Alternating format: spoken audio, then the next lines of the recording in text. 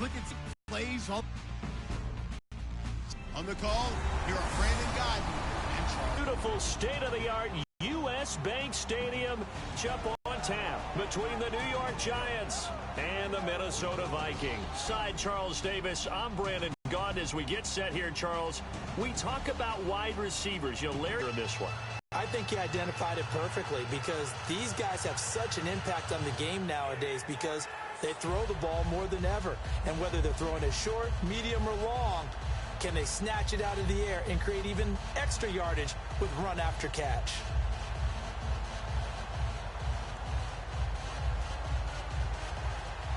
Here's Blair Walsh now about ready to get us started. And we are underway from downtown Minneapolis. This is fielded a couple yards deep. And he'll get it up past the 20 to the 22-yard line. So here are the Giants ready to start their initial drive of the game. They'll be led out by the veteran quarterback, a multiple-time Pro Bowler. It's, of course, Eli Manning. I still remember a scouting report that a former Giants GM had on Eli Manning coming out of Mississippi. He simply said he has it. And we always talk about the it factor, which means they're going to play large in big moments, in key situations, and Eli Manning has always had that.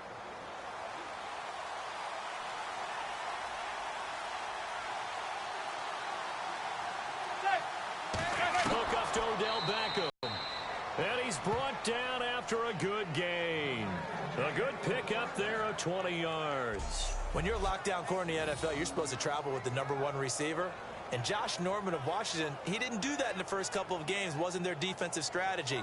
But he did for Odell Beckham Jr. of the Giants. Yeah, he was on him for 53 of the 61 snaps in that game that Beckham played. But Beckham did still have over 120 yards. But no touchdowns. There's the success for Josh Norman. Offense comes to the line now, 1st and 10.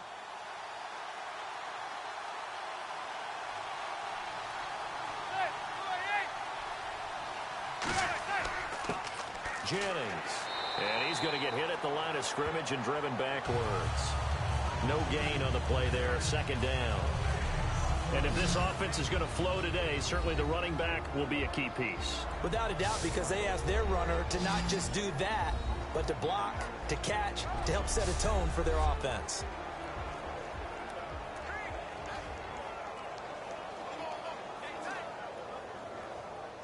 So 2nd and 10 here.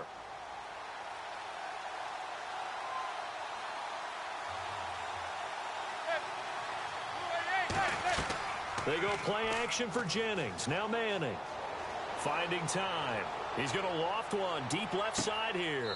And this is caught inside the 5. It's a big-time play there for the G-men. 55 yards. They went for the haymaker there, didn't they? A big shot towards the end zone, and they came up with the catch, but they were tackled short of the goal line. The defense escaped the big one there. Now they've got to try and hold them to a field goal attempt.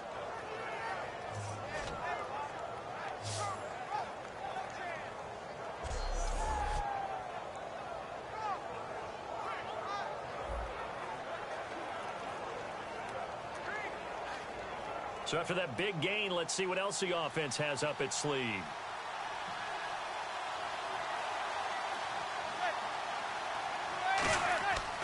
They'll try to run now with Jennings. And he is in. Touchdown, New York. Rashad Jennings taking it in from 2 yards out. And the Giants take it right down and score on the opening drive. And they do exactly what they wanted to. Opening drive, they get into the end zone. They do it on the ground. And not only is the person lugging the ball happy, of course, because he got it into the end zone. How about the offensive linemen and receivers who are blocking for him? They have to feel great about themselves, sticking it in the end zone on a running play. Josh Brown now for the point after.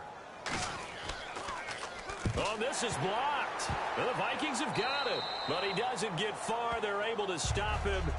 And after all that, the extra point attempt unsuccessful. Well, there's a blocked extra point. I remember playing, and we had one of those go against us. I remember our kicker and our holder told the head coach, just relax, coach. Why are you yelling? Don't worry about it. It's just 1 point. Oh, my. Those coaches see a point is gold to them because you never know how it's going to turn out later. Exactly. That's why I was just going to say first quarter. We'll see if this has any implications as the game goes on. I still can't believe they told the head coach to relax. Whoa. Bad move.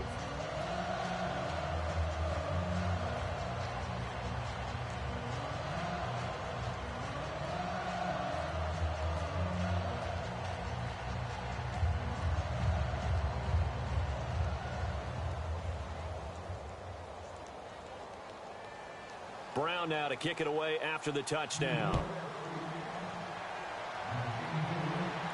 This is fielded at the goal line. And he'll make it across the 20 as his guys will set up shop at the 23-yard line. So here's the Viking offense making their way out. They'll be led out by the former Heisman Trophy winner and #1 overall pick from Oklahoma. It's Sam Bradford. And Sam Bradford, he has touch and accuracy, and he has it in bushels. This guy is amazing. If you watch him throw 7-on-7 or watch him throw routes versus air, the ball hardly ever hits the ground. He's absolutely a receiver's dream when going out for a pass.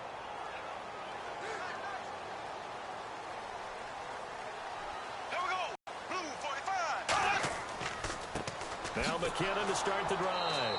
And he is going to lose yardage here. That's going to go as a loss of a yard, and it'll be second down.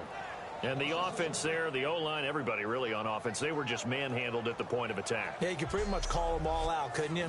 Almost by name, right? That was a very tough sequence for the offensive line. But how about that defensive front creating a new line of scrimmage and creating a lost yardage possibility?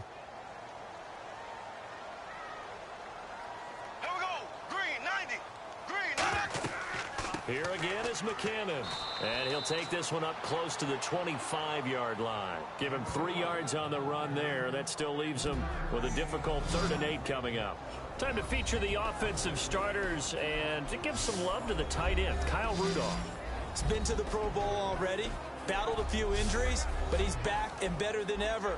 Has added a little yoga to his regimen in order to make him more nimble. That makes it that much harder for the defenders to catch him. So second down was a run play. Now let's see what they do on 3rd.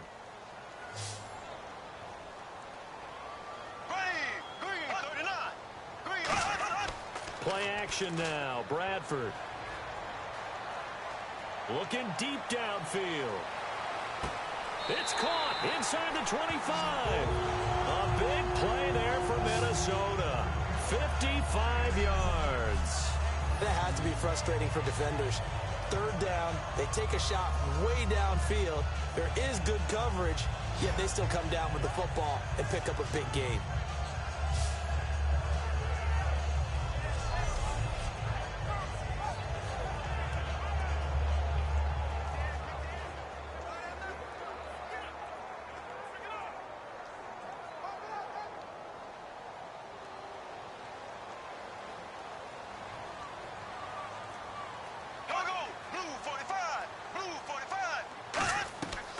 They'll run it now out of the gun. And he will lose yardage here back at the 23-yard line. A loss of a full 3 yards, and now it's second down. So often you hear defensive coaches talk about we need all 11 on every play in order to be a good run-stopping unit. And sometimes it starts to sound a little cliche. But did you see the free safety on that play? Knifing through and running down the ball carrier. A huge, huge play. And when you have a free safety who can run like that, you've got to turn him loose.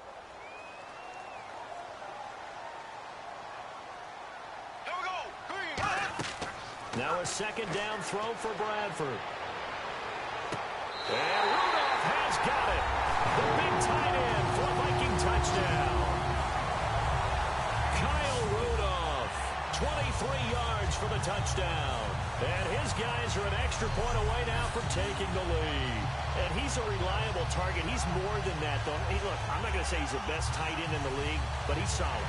Yeah, because he's able to block, and that's almost a lost art for a number of the tight ends in the league now because the most popular guys are almost what we call move tight ends, more like receivers, but those guys who can do it all, there's still a place for them in the NFL. And he's got it up and through.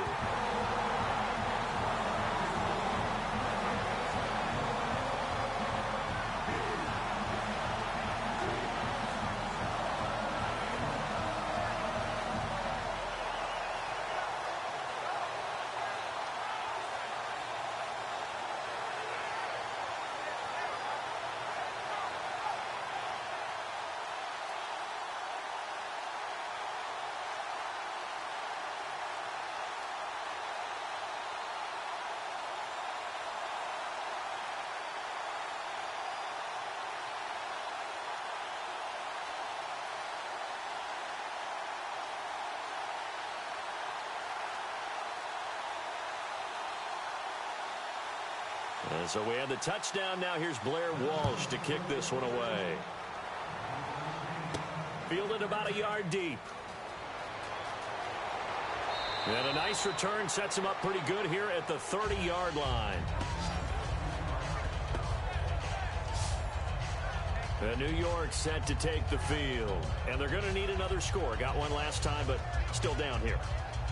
Get back out on the field, punch it in the end zone again. They know it's not easy, but what they do have going for them, they did score the last time. They think they've got a good formula working. And what about the defense? Well, now you're just saying to yourself, okay, gave up a score last time.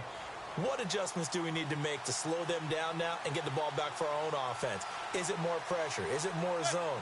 What do they have to do? They're trying to figure that out themselves. We'll see if they can figure that out right here. They'll begin the drive with Rashad Jennings.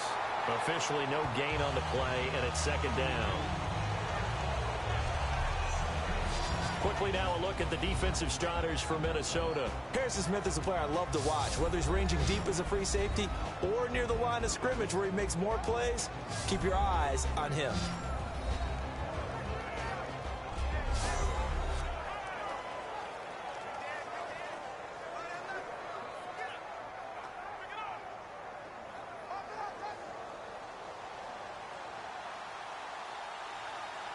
They'll send Beckham alone to the left side. On second down, here's Manning. He's got time in the pocket. He's going to wind up and air it out. They were trying to get it there to Sterling Shepard. And it'll be 3rd and 10 now. Well, partner, I guess that answers the question about whether they're going to sit on it or not. It does. Now we'll see if they try that again.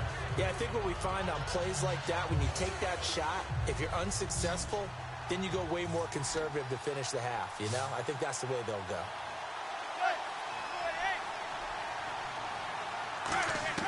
Throwing is Manning on 3rd down. And he's got his man, Donnell. And he's brought down after a good gain. And they're able to convert on 3rd with a solid gain of 23. Well, the advantage has certainly shifted to the defense as we began that 3rd down play, and they found a way to foil it and pick up a 1st down. 3rd time's a charm, right? 2 incompletions. Had to have it on 3rd, and they got it. Yeah, they stuck with it, weren't daunted at all, and picked it up.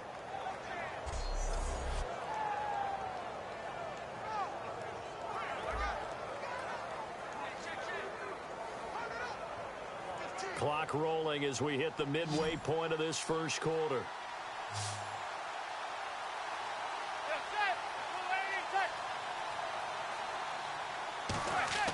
They go play action here on 1st down. To Shepard, complete over the middle. And he's brought down. That one goes for 13 yards, and it moves his sticks.